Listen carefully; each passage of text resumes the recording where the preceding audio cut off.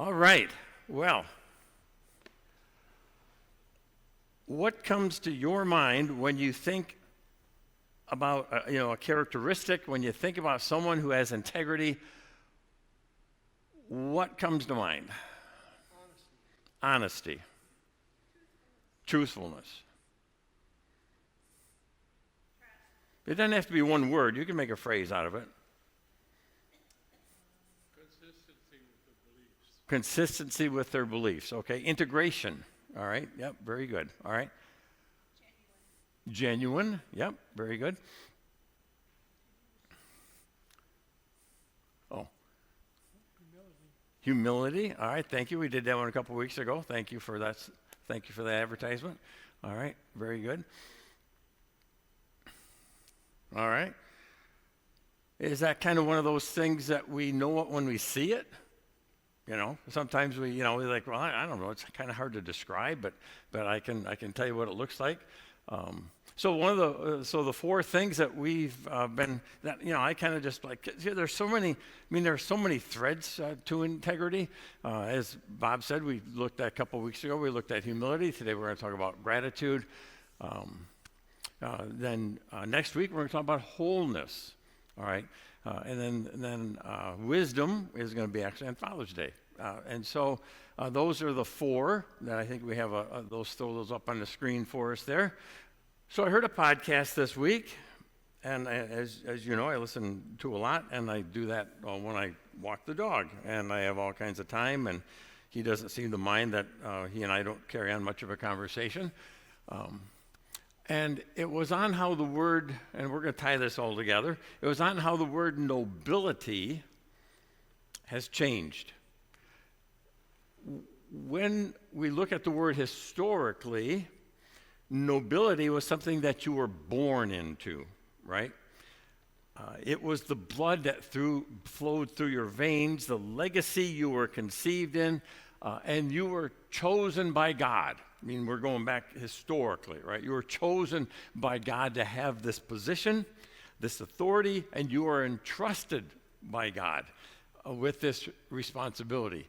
Sometimes that's called the divine right of kings, all right? And so the nobles then were supposed to live to a higher ideal than the rest of us, and thus the idea of nobility. But as you know, throughout history, men and women born of noble blood lived lives that often were lacking nobility. And over again, common men and women who didn't have the blood of kings and noblemen in their lives lived lives of heroism and honor and nobility.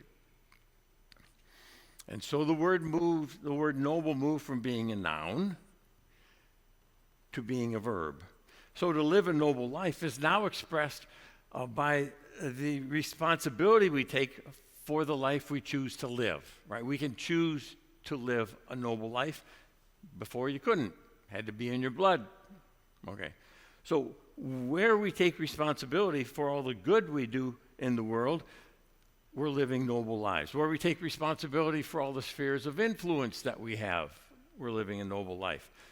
And this struck me because living a life of nobility is one of those words that I can see intertwined with living a life of integrity.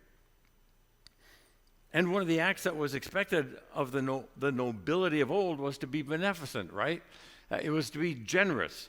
If the king, if the prince, if the landowner wanted to keep the serfs happy, they needed at least at times to appear, if not actually be, beneficent, right? So as nobility has gone from a place of position to a lifestyle, so has our understanding that we all can be, not just called, but we can all actually not just look beneficent, but we can actually live truly generous lives. So one of the tricky things for the church is called to champion our generosity. One of the tricky things for the church is, well, yeah, that's great because the church wants to be the recipient of said generosity. Some of us are aware of the big church Willow Creek, and the founder, Bill Hybels, he actually began doing his ministry, you might say, about the same time I entered ministry, many years ago. And he began his ministry, if you would call it that, by knocking on doors. And he knocked on doors, and he knocked on doors, and and if they said, I go to church, he said, thank you, very nice, glad to hear you go, I don't want to talk to you. What he wanted to find out was why people didn't go to church. And what he found out was that one of the main reasons people didn't go to church was because all they talk about is money. All right, so that's kind of the backside of generosity as far as the church is. Well, gee, all they want to do is get me to give. But I want to take that understanding of generosity and kind of expand it or blow it up, if you will, to see more than just giving money to the church, or giving money anywhere, for that matter of fact. But think of our lives as being generous, where we think of our lives as being generative, right? Where our creative potential, our creative capacity, all of our gifts and talents and intelligence is opened up, is unleashed to help create a world, to help create a world that's more beautiful, to create a world that's better, and to create a world that's more truthful. So how do we move to being our most generous self? Well, I think it's a good time for us to reflect on our life, our life's journey. Because the reality is that some of us were born into a world of, can we say, diminished love. Some of us carry the brokenness of our early surroundings to this day. Sometimes they show up in big ways, but quite often in almost indiscernible ways.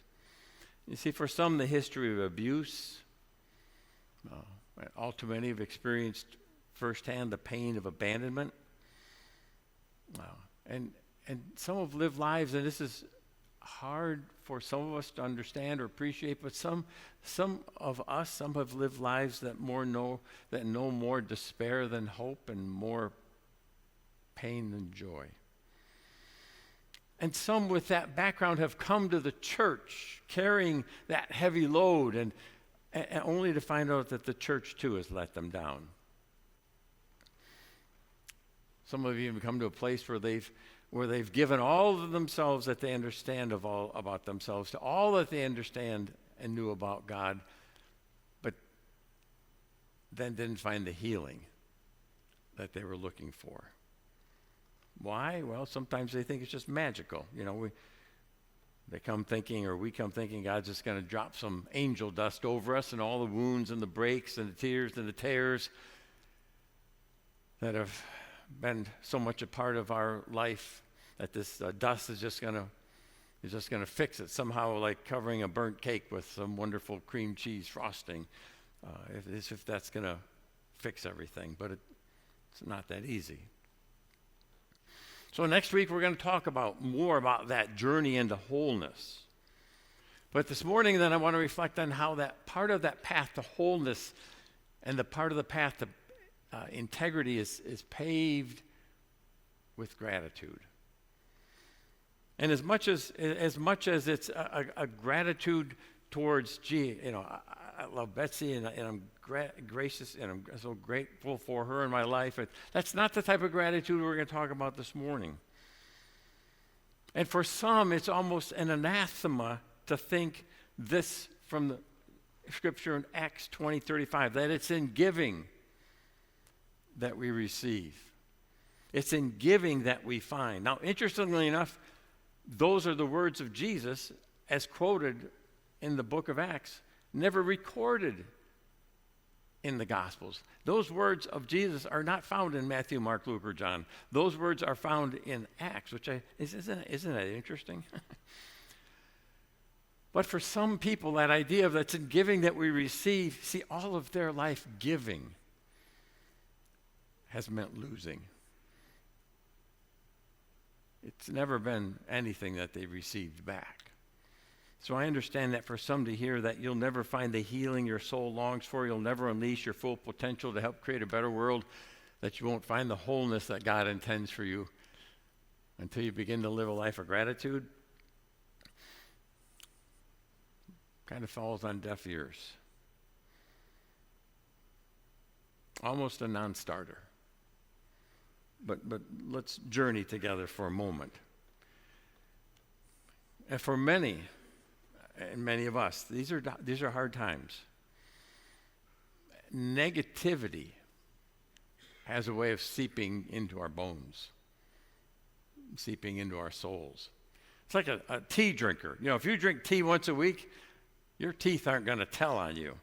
You know, but if you drink tea 3, 4, 5 times a day, your teeth are going to absorb that. And I think the same is certainly possible with negativity. So let's start at the very beginning. Much like the Sound of Music, the Do Re Mi song, let's start at the very beginning. One of the curious things about the word gratitude is that it comes from the same word as grace. So at our peril, we talk about gratitude without understanding the beauty and the power of grace. So we're going to talk about this passage. The reason I didn't have it read this morning is it's a long passage. It's one of the longer stories. John is famous, the Gospel of John, author of John, he's famous for the long narratives. This is one of the longer narratives as recorded in Luke's Gospel. It begins in chapter 7, verse 36, okay? So I'm going to bounce in and out of saying the story as recorded and talking about it. So, one of the Pharisees, now, who are the Pharisees? The Pharisees, they're like the conservative leaders of the conservative brand of what we would call the church. They were legalistic. They were rule followers. If there was a rule, they followed it. They're like the 10 Commandments, I'm in. But that's not enough. And so the scribes had come up with 613 additional ones. They're like, now we're talking 613. Okay, yeah, now I can really show my bona fides, okay? So one of these Pharisees had invited Jesus to have dinner with him. Jesus goes to the Pharisee's house. He's reclining at the table. The story continues. A woman in that town who lived a sinful life learned that Jesus was eating at this Pharisee's house. And so she comes there with an alabaster jar of perfume. She stands behind him, kind of as he's reclining at his feet then, and she begins to weep. She began to wet his feet with her tears. She then wiped them with her hair, kissed them, and then poured perfume on them. This artist rendition, we can imagine what the table might have looked like and the setting might have looked like. He would have been a person of wealth, no doubt. So the Pharisees watching this, when the Pharisee who had invited Jesus saw this, he says to himself, if this man, meaning Jesus,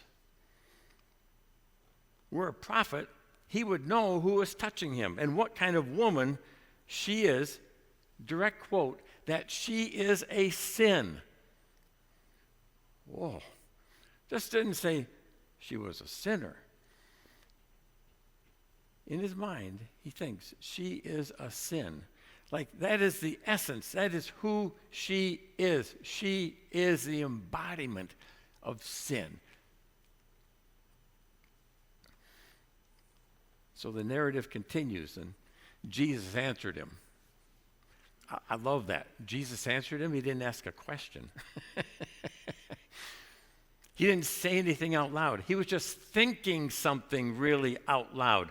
Have you ever seen someone say something and you thought, your lips and your face. It's like singing, I've got the joy, joy, joy, joy down in my heart, looking like you're waiting for that root canal, okay? There was Jesus, I don't think he's a mind reader. I think he's a face reader, and he can tell what Simon is thinking.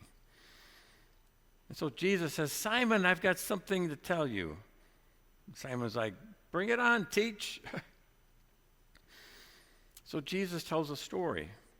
Why does Jesus tell a story? Because he understood that to tell a person who's arrogant and hard-hearted that they are arrogant and hard-hearted, the best way is to tell them a story. And sometime, maybe sooner, maybe later, they'll figure out, uh-oh, that's me in the story.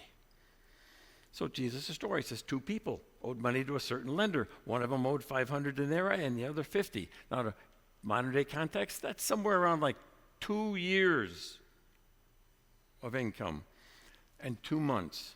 2 years and 2 months. Neither of them had the money to pay him back. But the moneylender forgives the debts of both. Now, Jesus says, Simon, which of them will love him more? So Simon says, well, I suppose the one who had the bigger debt forgiven. And Jesus says, ding, ding, ding, ding, you are right. You have judged correctly, is actually what is recorded. Simon, nothing gets by you. You're so perceptive. And so then he turns to the woman, and he says to Simon, do you see this woman? Now, that's the whole sermon in itself. He didn't really see her, did he? To say that she is the embodiment of sin, he didn't see her. He saw something else in his mind. But I just love the way that's phrased. Has nothing to do with, I'm sure, what they meant. But just let that stick with you. Do you really see people? Okay. Do you see this woman? Jesus says, I came into your house. You didn't give me any water for my feet. She wet my feet with her tears and wiped them with her hair. You didn't give me a kiss, but this woman from the time she entered has not stopped kissing my feet. You didn't put oil on my head, and she's poured this expensive, that's my additional word. She's poured this perfume onto my feet.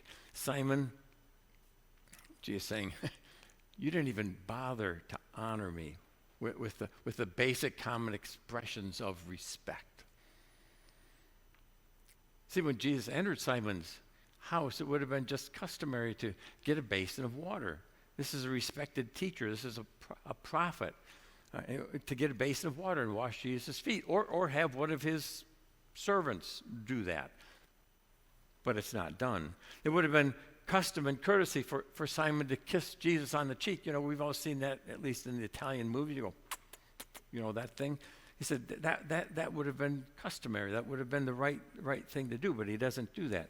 So it would have been an act of honor if you would have anointed Jesus' head with oil, but he doesn't respect Jesus.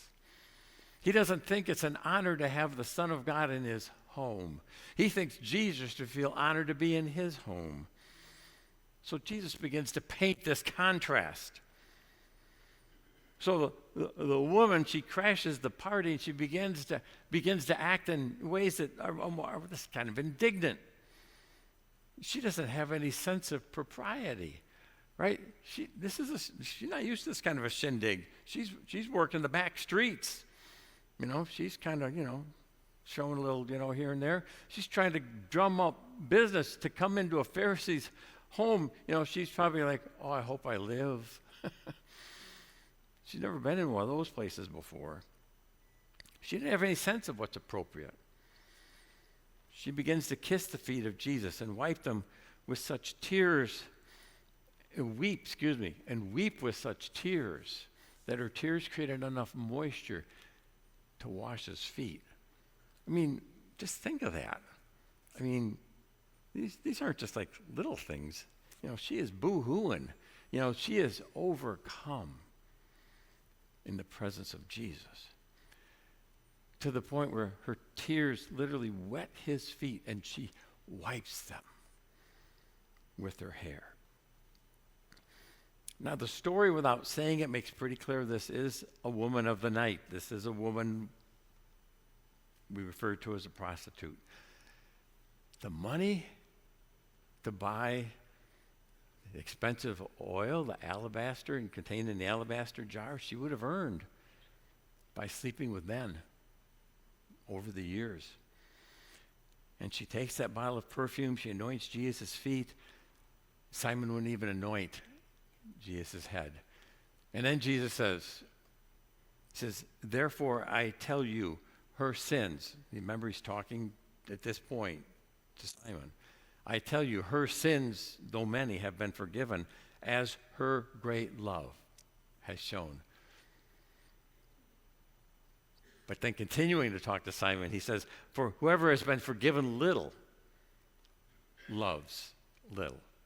And then Jesus turns to her and says, your sins are forgiven. See, Simon, again, now we're off the story. Simon, you think it's my honor to be in your house. She thinks it's her honor to be in my presence. So does that resonate? You know, when we come into the presence of the Almighty? See, Simon, you think you're good enough to receive God as you are, but she understands herself not to be good enough to be in the presence of God. Now, I know most of us didn't see the countdown. I barely didn't make any of it. But Matthew West's song, I'm a Nobody, wanting to tell everybody. It's a great song. Check it out. And he's at that point. When I heard that song this week, I thought, dang, that's her story. I'm a nobody at this point. And soon she'll be wanting to tell everybody, but at this point, she's the nobody. See, fundamentally, Jesus was pointing out what matters was how they perceived themselves. The woman understood that she had much to be forgiven. And out of that, then, she had a deep capacity to love. Now, I've known, I suspect many, if not all of you, have known people whose lives, when you hear them tell their story, you just go, oh, I'm so sorry. I mean, no one, your words fail you. No one, I'm sorry, no one should have to have lived through that. There was a woman named Beth, and I do remember her name, from University Christian Fellowship, because when I was at Illinois State University, that was the group I hung with. She had one of those train wreck lives. I mean, I still remember some of the story because it was so like, wow, you know. But out of that then came the song, I want to tell everybody. I mean, you could not know Beth without knowing that she had been saved, use some old-time language, she had been saved to the uttermost. You know, because she had been forgiven so much, she had this deep well of love. Jesus is saying, because she was such a sinner, because she had been so broken, so fragmented, she doesn't know anything other than now to express that great love. And that was Beth. You can't shut somebody up when you really encounter Jesus and love and forgiveness. It's just like, I've got to tell that story. But then Jesus adds, whoever has been forgiven little loves little. And now he's looking right at Simon, right?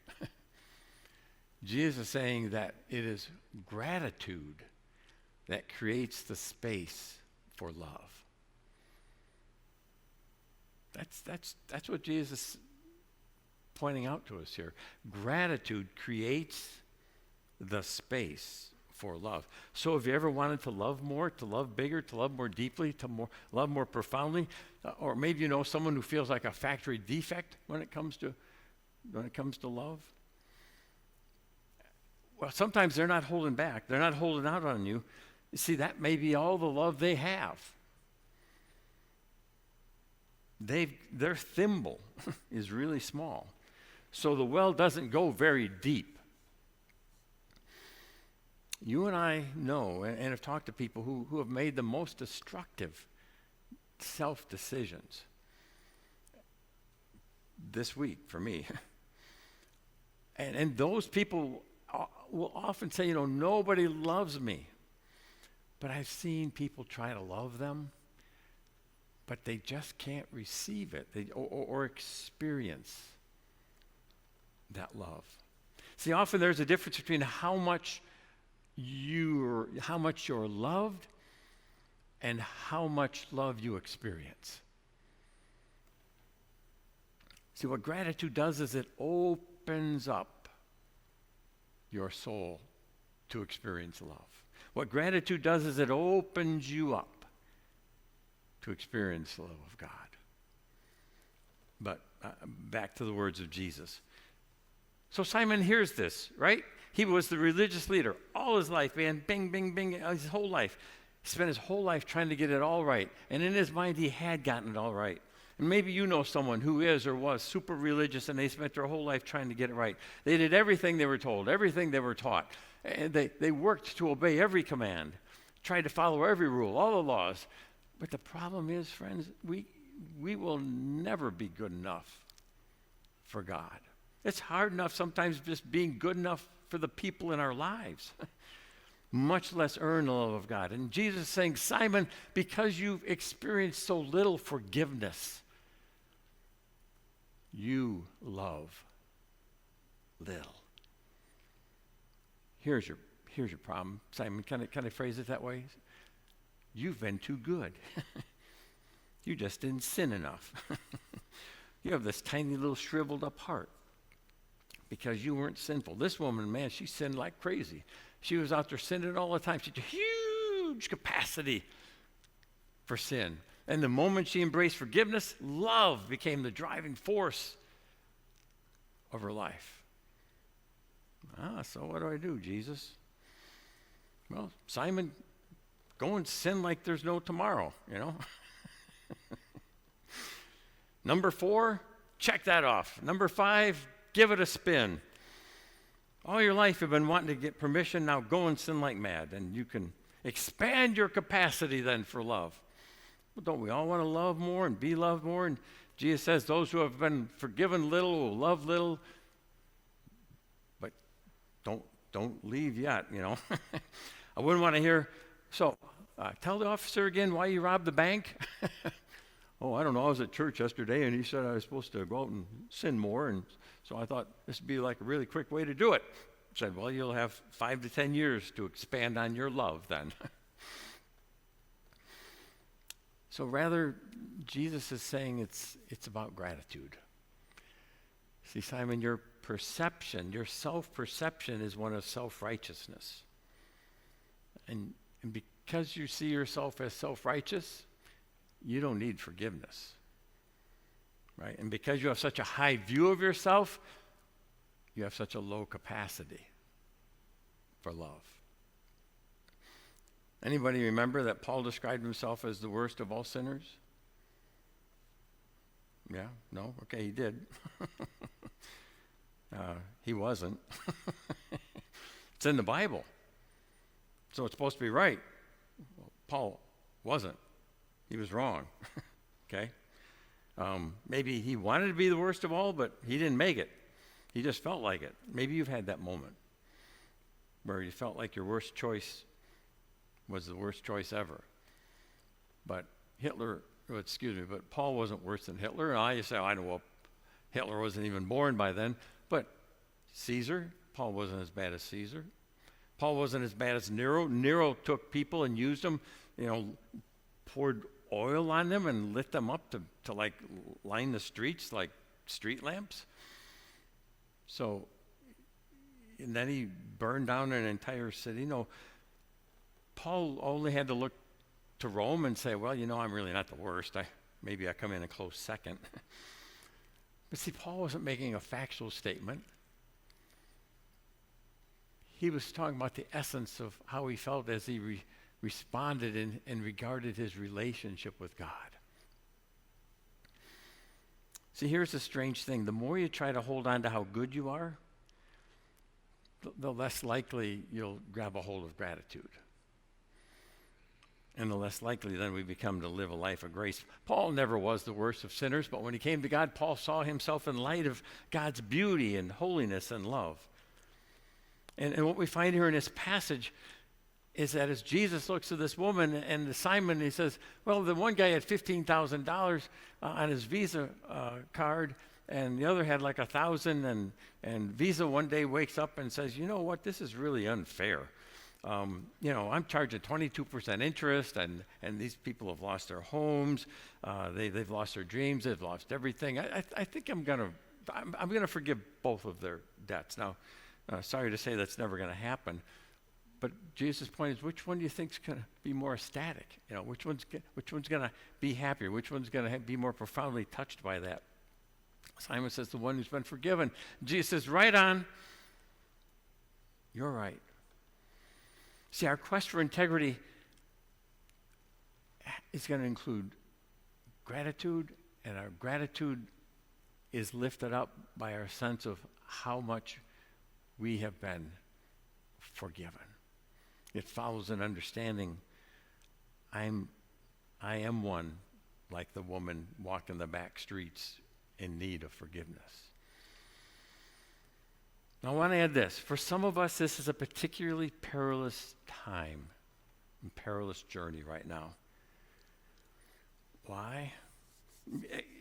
Is it fair to say that we compare ourselves to other people? Yeah, okay. You can admit that, I hope. So see, if it's one thing if I'm comparing myself to Mother Teresa or my grace-filled grandmother, or you pick your saint, you pick that person, you say, wow, if I could only live my life like them. But I'm not like them yet. But see, for some, the temptation that we fall into without meaning to or even thinking about it is to compare ourselves, is to think of ourselves in relationship to people who are doing awful things. Do you know anybody right now doing awful things? Yeah, we do, don't we? Anyone come to mind? I think you can share those later.